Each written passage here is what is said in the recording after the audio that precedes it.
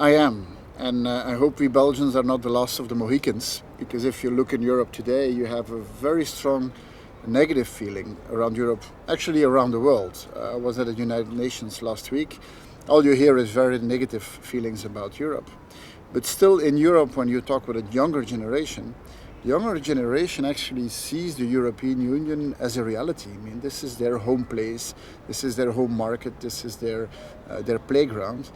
And there's a lot of optimism and a lot of realism around Europe. I think what Europe needs today is to really again prove the advantages that it can offer. And the topics are not that difficult. I mean, if we look at the whole asylum crisis, I think it's quite clear for everyone that none of the member states are going to solve this on their own.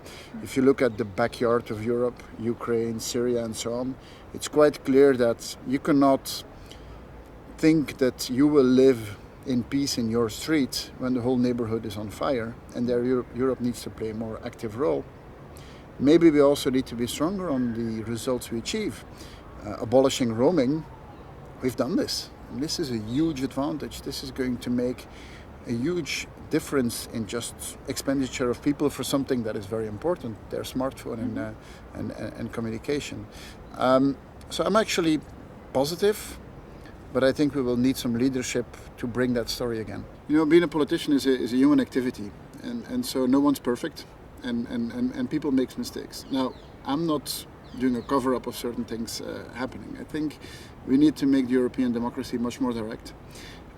There's always this kind of tension in Europe between the member states deciding and the European Commission deciding. Obviously, I'm much more a fan that the Commission is taking it more in their hands than that the member states are trying to agree on something. And I am a politician on the national level. I think that in general, if you let the Council decide, it's never making beautiful babies, because it's such a consensus for trying to find a consensus for everyone.